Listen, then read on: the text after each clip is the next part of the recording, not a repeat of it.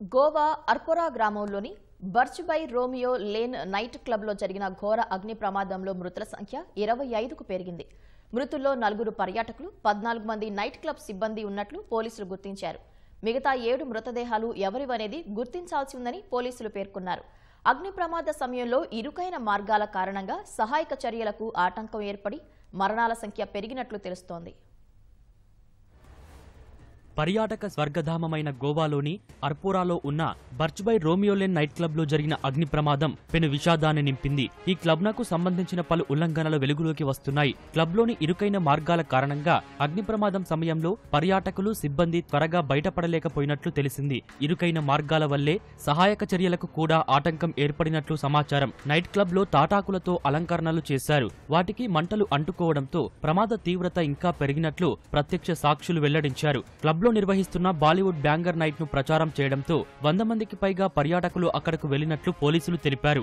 ప్రమాద సమయంలో షోలే చిత్రంలోని మెహబూబా మెహబూబా పాటకు డాన్సర్ చిందులేసిన వీడియోలు వైరల్ అయ్యాయి. రాత్రి 1 గంట సమయంలో డాన్సర్ వెనుక మంటలు విస్తరించడం ప్రారంభమయ్యాయి. అయితే క్లబ్ సిబ్బంది సందర్శకులకు హెచ్చరికలు చేయలేదు. ఆ తర్వాత సీలింగ్ కు మంటలు వేగంగా విస్తరించడంతో సంగీతకారులు పారిపోయారు. అకస్మాత్తుగా మంటలు రావడంతో పర్యాటకులు ప్రాణభయంతో పరుగులు తీశారు. మరికొందరు వంటగదిలోకి పారిపోయారు. క్లబ్ మొత్తం మంటలు వ్యాపించగా పొగ వల్ల ఊపిరాడక చాలా మంది మరణించారని ప్రత్యక్ష సాక్షులు తెలిపారు.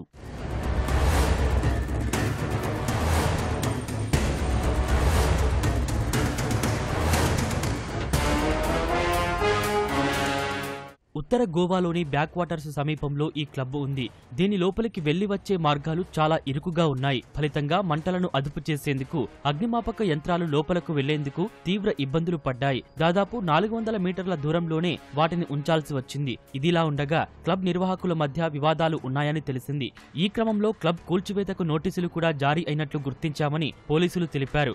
బర్చ్బై రోమియోలేన్ నైట్ క్లబ్ ను గోవా సీఎం ప్రమోద్ సావంత్ పరిశీలించారు. నిర్వాహకులపై చర్యలు చేపట్టాలని సీఎం ఆదేశించారు. ఇప్పటికే క్లబ్ మేనేజర్ ను అరెస్టు చేయగా ఓనర్లపై అరెస్టు వారెంట్ జారీ చేసినట్లు పోలీసులు పేర్కొన్నారు. ఈ ఘటనపై మెజిస్ట్రేట్ విచారణకు ఆదేశించినట్లు వెల్లడించారు. క్లబ్ నిర్వహణ, భద్రత ప్రమాణాలపై పూర్తి దర్యాప్తు చేస్తున్నట్లు తెలిపారు.